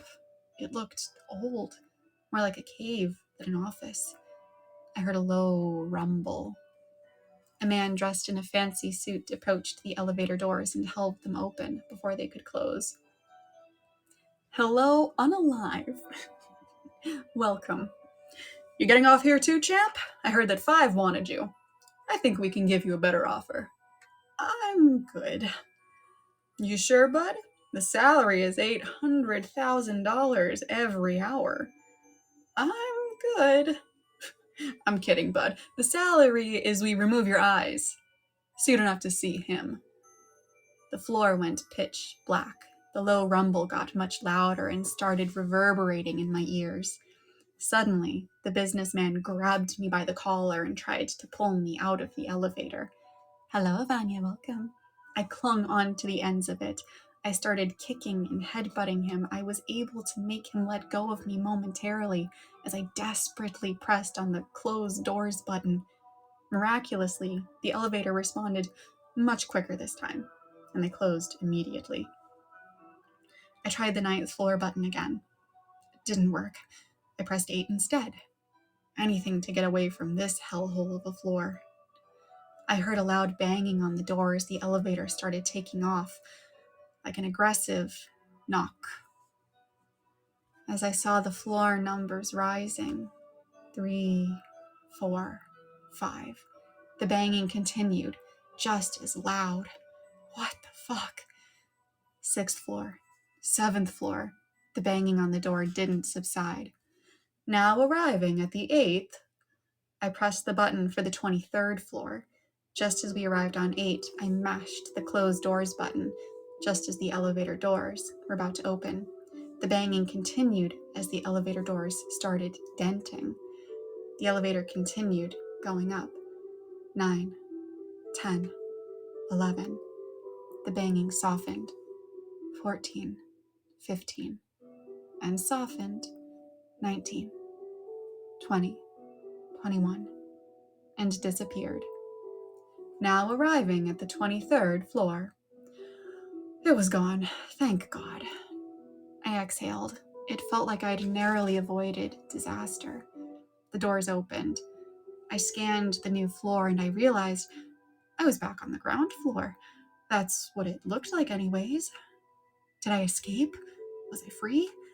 A man stood not too far from the door. He looked familiar, but I couldn't exactly place him. Hey man, he spoke. Was this the guy who got off the elevator just as I got on? Hey. It's over, man. You got out, he told me. I felt a wave of relief wash over me, but I had to fight it. But you said the 9th floor was the only safe one, right? That was a trick. You followed your gut, and you were right. 23rd floor, the real safe floor. You can step out now, man. I didn't leave. There's someone here who really wants to see you. I couldn't move. He wants to give you a job. He thinks you're gonna be great. Why couldn't I move? He's in the other room. I'm gonna fetch him. Okay, all you have to do is look at him. It'll feel a bit weird at first, but then it'll all be okay. It's a permanent position, great benefits. It is fully on site, but hey, no better birthday present than a new job, right? I lowered my gaze to the floor. I forced myself to mutter the following words: "It's not my fucking birthday." As he left to fetch whoever he was meaning to fetch, he gave me the following response: "Relax, man. No cursing on the job. We're family here." It felt like I could only move a centimeter at a time, a true snail's pace. I inched my finger closer and closer to the closed door button. I heard footsteps. He was coming back. With every fiber of my being, I pushed through. I hit the button. The doors closed, and I collapsed to the floor, free from whatever weird force was stopping me from moving. "I'll let you two talk more on the elevator," I heard him say from outside the doors. What? Instinctively, I looked around. To my surprise, there was nothing. The elevator was the same as it has always been. A lengthy exhale. I was done with all of this. At this point, I would have taken death over continuing this any longer. As I pondered my next move in this hopeless situation, I noticed something strange. The button to the 9th floor was lit up, an ominous crimson red color. Before I could do anything else, my phone started ringing. I checked. It was my wife. I answered. "Hi, Ria, welcome." "Babe, fuck, I don't know why I didn't think to call you. I'm trapped in an elevator and fucked up shit is happening and maybe I should call the cops. Hun, don't go to the 9th floor." "What? Well, how do you even..." "It's a trick, honey. You have to trust me. The man from before was lying to you. It's not safe. Hi, pumpkin milk. None of this has been safe. How do you even know what's been happening? Ria, thank you for the heart. Heart hands back your way. You just need to trust me, hon. I paused. What do you want me to do? A demon on the other side of the phone answered this time. Go to your interview. I hung up the call, and in a panic, I mashed on the 9th floor button. The elevator started rising again. Even with me hanging up the call, the muffled sound of the demonic voice coming from my phone continued. Go to your interview. Go to your interview. I pulled out my phone and flung it to the ground as hard as I could. I stomped on it angrily. The warped sound of the demonic voice slowly started dying out. But suddenly the elevator started shaking. It was continuing to go up, but it was faster than usual. Really, really fast. Almost like the 9th floor was now way below me. It felt like an amusement park ride with no brakes on it. Loose, dangerous, flinging up at an insane speed, almost as if it were falling upwards. But I pressed 9. I screamed to myself, exasperated. Welcome, Yuppie. It didn't matter. Now arriving at the 41st floor. God, what the fuck? I was brought to my knees by the speed of the elevator traveling faster and faster. Now arriving at the 90th floor. The buttons didn't even go past 52. Now arriving at the 141st floor. Now arriving at the 230th floor. Now arriving at the 401st floor. I felt like I was inside a bullet. The pleasant voice of the elevator lady was getting deeper and deeper as we rose. Now arriving at the 840th floor. The voice started croaking, a demonic sound this time. Now arriving at somewhere nice. A sudden halt. The elevator stopped. The doors didn't open, though. The panel above the elevator doors had no indication of what floor we were on. 840th, right?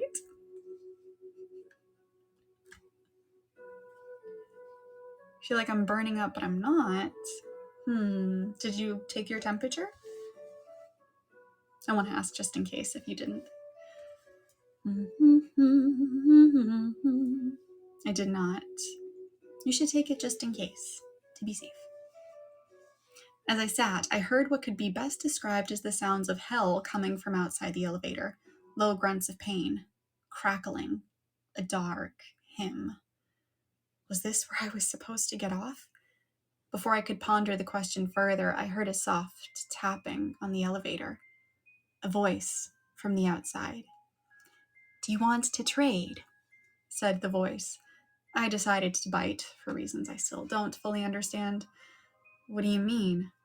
What if you stay on this floor forever and I get to go home? I think I'm good. But I really, really want to go home. It almost sounded like the voice of a kid. I'm sorry, I mustered back. It's okay. An awkward silence between us. He told me that he wants to wish you a happy birthday, said the kid. I think he's got it wrong. Today isn't my birthday. It is, he responded. It's the first day of your new life. Your birthday. He wants you to look at the TV. I looked at the TV in the top corner of the elevator, hoping to see the one constant I'd had during this whole cursed trip, the weather. Instead, the TV was now showcasing what looked to be CCTV footage, grainy footage from a camera, of the exact elevator I was in. A live feed of this exact moment. Except, the TV showed me lying down, looking up with a wide smile on my face, and something above me on the ceiling, looking straight down at me. Him. The lights in the elevator went off, and the elevator plummeted downwards as I closed my eyes and screamed for dear life. I waited for the impact, for I knew it was my demise. Here it comes, here it fucking comes. I'm not ready at all. Now arriving at the 9th floor. Doors opened. Wait, what? 9th floor? I peeked out from the elevator. Another reception desk. Wait, is this really? I was interrupted by a voice from the outside. You coming out or what, you fucking moron? I got to my feet. The feeling of distrust, anxiety, whatever you'd call it, my fear intuition, it was gone. I felt light. I stepped onto the floor and approached the counter. The receptionist handed me what looked like a button for the elevator. For the ground floor, she said. Single use only. I took it and headed towards the elevator. Then I turned back to face her. Can I maybe take the stairs? She shook her head. If you didn't like the elevator, then you're really not going to like the stairs. Fair enough. I got into the elevator. I said a silent prayer to myself as I put the button where it belonged. It fit without any issue. I pressed it, and the elevator went down. It was a smooth ride. Now arriving at the ground floor. As I got ready to exit, I realized that the ground floor button was missing once again. Strange, but I didn't linger on it. I marched out, ready to get out of this building. I noticed a woman running onto the elevator. I tried to stop her, but something in my body wouldn't let me. The most I could muster was putting my hand on the door to relay a message to her before the doors closed. Hey, don't get off until you reach the 9th floor, no matter what. The woman just smiled at me. Happy birthday, Michael. What? What? What did what did we just read? What? Hold on, what? Alright, okay, so I take it he's still in the building, right? That doesn't seem like he actually left, or if he did leave, the entity went with him. I can't find the thermometer. Is anyone home with you who could maybe feel your forehead for you? The musical ambiance is perfect. Yay. Did he get the job?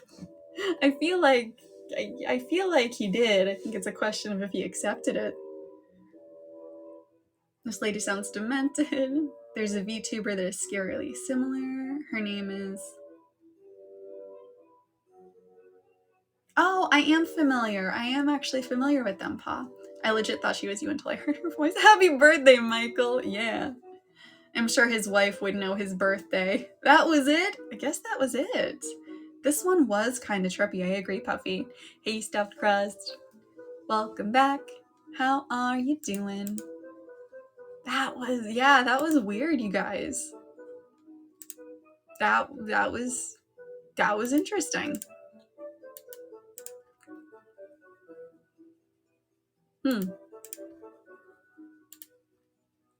Fascinating. Hi, how are the scares? They haven't really been scary. As Puffy over on Twitch pointed out, the one we just read was kind of trippy. The one before that was, interesting, but not really scary. It's been interesting. I'm just gonna keep saying interesting. So we're gonna try a new one.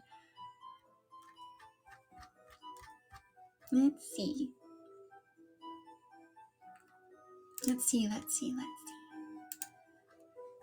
What shall we read this time?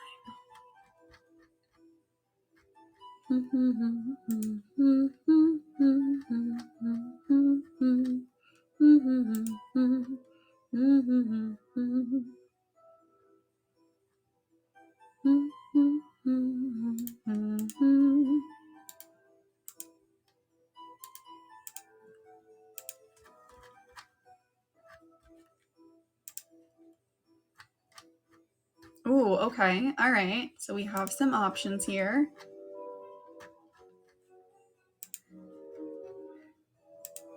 My stepdaughter has been taking photos of me while I sleep.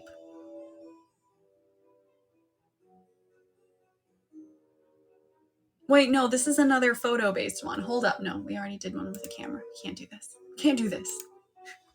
We need to divert. We need to pivot.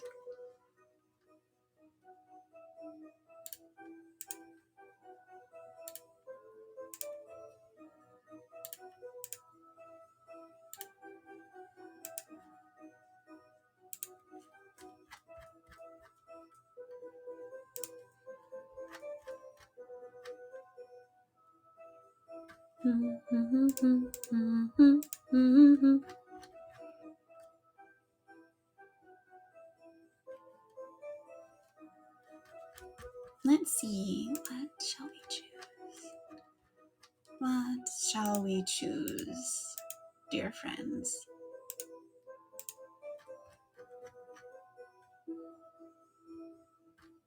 Ooh, okay, what is this? My husband and I have been playing a game of tag for 5 years, but the rules have turned him into something terrifying. By the Eagle Strikes on the No Sleep subreddit. It all started after we saw the comedy film called Tag in 2018. For those of you who are unaware, it's based on a real story about a group of friends who played an endless version of the children's game. I think I enjoyed the film at the time, but I can't remember now. After years of this gradually worsening hell, I shudder every time I remember the concept that inspired my husband Elliot. Let's do it, he said. Sorry, I replied. Right here? Hi, Soul King, welcome. We just started a new story. No, he laughed, rolling his eyes. Not that. Tag. A never-ending game of tag. We live in the same house, so I mean, it probably wouldn't be as thrilling as the film, I said. We'd just end up sitting on the sofa, constantly tagging each other back and forth. Elliot pondered on my point, tapping his lips thoughtfully. He was always a passionate person. Once he became hyper-fixated on something, it was hard to deter him, and I loved watching his face scrunch up as the cognitive cogs whirred away. But this time, my amusement at his fixation would be short-lived. Okay, Elliot eventually said as we hopped into the car. We can make the game interesting. Only one person can be tagged per day. The game pauses until midnight, at which point whoever's it can tag the other. I laughed. Midnight? Well, I think we both know that the tagging's going to happen when we're both in bed, don't we? My husband smiled. It wasn't an unpleasant smile to my eyes, but everything seems so different in retrospect. Who's saying I'd still be lying next to you? He said. Even then, when I still thought his suggestion to be lighthearted, the way he said that sentence set my hairs on end. No, we're not going to be an old married couple with separate beds. Why don't we make the starting point 6 p.m.? I asked. Okay. Want to begin? Sure, I said. Who's it first? You, Elliot replied. I'll be a gentleman and tag, you're it. I squealed, laughing as I tapped his shoulder playfully. Elliot smiled, keeping his eyes fixed on the road ahead. And it's 8 p.m. I guess I'll have to wait until tomorrow to get you back. You're going to be so easy to catch. And the next day, he proved that. At 6 p.m. on the dot, my husband silently emerged from a hiding spot behind the sofa and tagged me. I yelped, clutching my pounding chest. I didn't even hear you come home. I didn't go to the office today. Elliot giggled. I've been hiding here for hours. Hi, Lavinia. Welcome. We are reading a scary story about the game of tag. When I arrived home the next day, I waited for my husband to walk through the door so I could have my revenge. 6 p.m. came and went. At 7 p.m., I texted Elliot to ask when he'd be home. He responded that he was sleeping at the office to avoid being tagged. And when he didn't show up the day after, I told him that tag might cost us our relationship if I were never to see him again. His response infuriated me. Nice try. Ultimatums won't work. I don't want to be it. When I told him that he'd better come home, his response sparked a ripple of shivers across my body. Oh, but I am home, darling. You just haven't seen me yet. Then I heard a slightest creak from the cupboard beneath the sink. When I opened the double doors, there was my husband. And ordinarily, it would have been a funny sight, right? Just a game of tag that had reached dizzying heights of ridiculousness. But you didn't see his face. That wasn't Elliot. Not my Elliot. Bulging, unblinking, bloodshot eyes, unhinged smile, frothing at the lips. That giggle. Ever since he suggested we play tag, the man I knew was gone. Throughout lockdown, given that we were living in such close quarters, the game did become slightly easier, but Elliot lost a piece of himself with every passing day. I tried to get him to hyperfixate on something else, but it was no use. Still, whenever one of us had been tagged and the game paused, my husband returned to his normal self. That was when I decided I was going to stop playing. It was the only way to get him back. So Elliot tagged me, and I didn't return the tag on the following day. For months, things returned to normal. But then, one day, at a local restaurant, he brought up the topic. "Lisa," Elliot started. "What?" I asked. "I'm right in front of you," he said. "Why won't you tag me?" I sighed. "You were making me uncomfortable, Elliot. You weren't yourself when you were doing it." A fleeting glint in his eye sent a weighty lump of fear cascading to the pit of my stomach. It was a glimmer of cruelty that had been burgeoning beneath the surface of his cold, unfeeling eyes for 3 years. The look that I'd hoped would go away if I were to stop playing this haunted game. The true horror had yet to begin. "This won't do at all, Lisa," he whispered in a voice hardly his own. "I've been patient. I thought you were planning the ultimate move. I'm going to have to make a new rule. When someone is it, they must make an effort to tag the other player. Otherwise, the other player becomes it." I scoffed. "Look, I'd happily play the game if you could just be normal about it." Elliot smiled. "Of course. I won't take it too seriously. It's fun, Lisa. That's why I want to play." My grandma helped me out, put medicine on the side, and she's getting the thermometer. Okay, thank goodness. Keep me posted, but I'm glad that your grandma's helping you. That was a little over a year ago, and it was anything but fun after that. I couldn't decide whether I feared hunting Elliot or being hunted by him. On one hand, the thought of Elliot lurking around any corner in my home filled me with an unyielding sense of horror. On the other hand, whenever he was chasing me, I felt genuine terror at what would happen when he tagged me. And one day, my fear was justified. I screamed. I was lying on the floor, shivering after my husband had tagged me, but tagged doesn't begin to cover it. Elliot thumped me in the arm with a cricket bat, thumped it so hard that I couldn't move it, and later I would find out it was broken. "New rule," Elliot said, cracking his neck in a horrid, inhuman way. "Every tag is more creative than the last." Shaking uncontrollably, I finally snapped. I'd given the man so many chances, but physical abuse, that was the line. He had crossed it and there was no coming back. It was finally time to abandon the marriage. "You hit me." "It's over," I said. "I'm moving out. You're not the man I married. He never would have hurt me."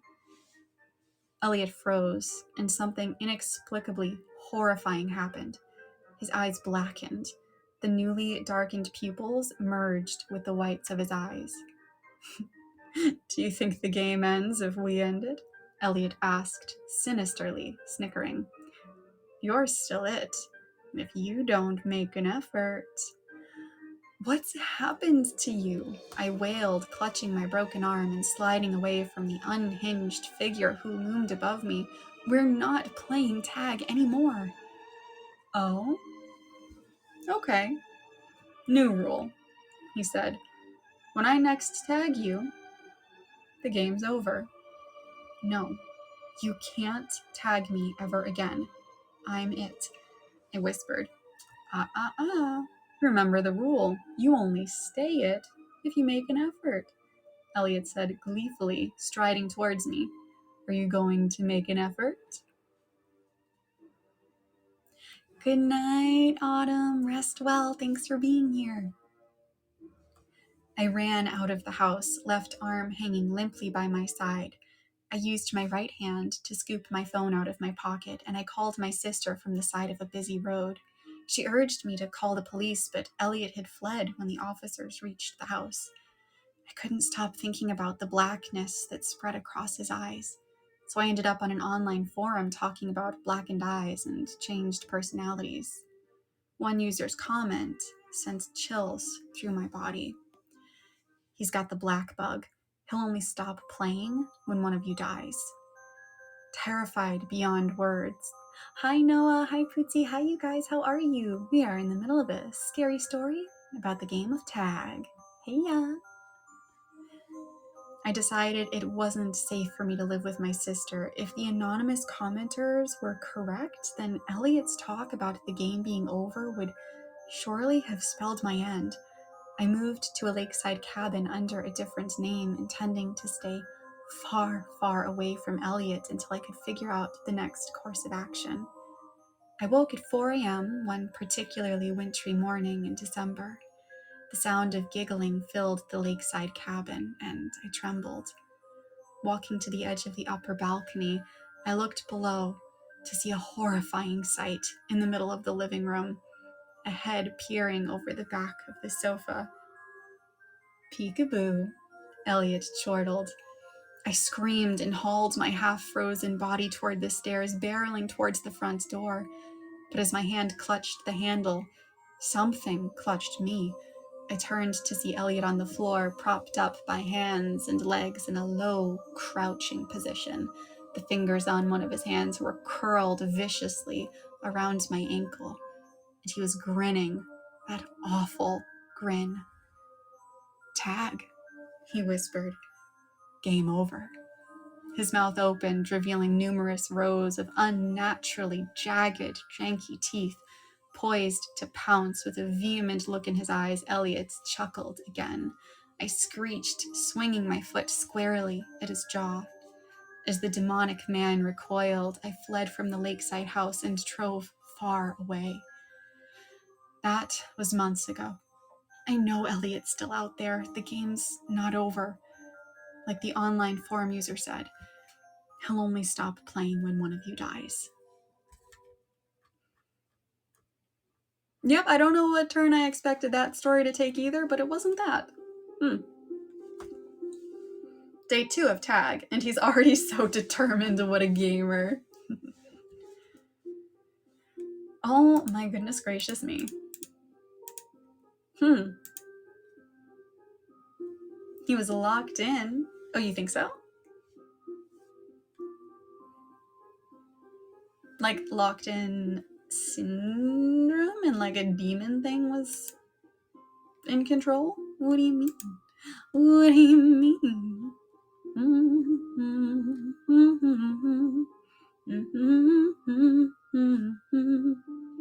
Oh no, like focus locked in. Got it. Okay.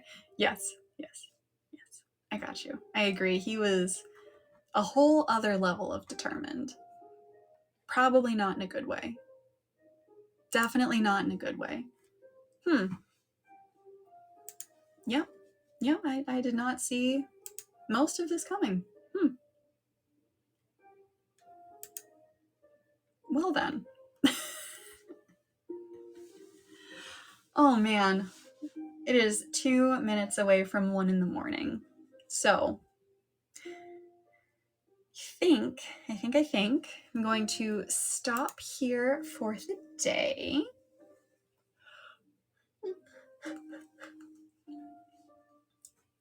Because I am getting tired. What do you guys think though? Do we want to do more streams like this at some point?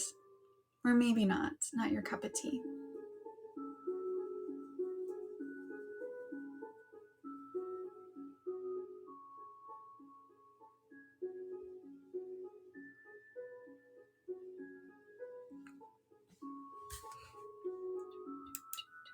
Depends on what we're reading. That is fair.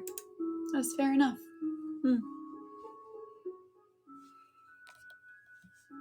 Yeah. Yeah. Maybe we'll do this again at some point, but instead of choosing stories to read for the first time with you guys, I'll pick things out ahead of time. We'll do that. Hello, Malfungos. You are coming in literally right as I'm about to end stream. Oh no. Oh no. Effing dildo, I'm about to end stream. Why is everybody coming in now? I don't mind more, although the stories on Reddit seem rather hit or miss. They do. Blank Gato, everybody. Hi everyone, I'm about to end stream. I'm about to go to bed. Oh man. Well, for those of you that have been here, thanks for hanging out with me here while we read some really weird stories. For everyone who's just coming in, I am so sorry. Oh my gosh. Hopefully I'll catch you guys next time. You have a good night too. Take care. Everybody rest well. I will catch you later. Bye.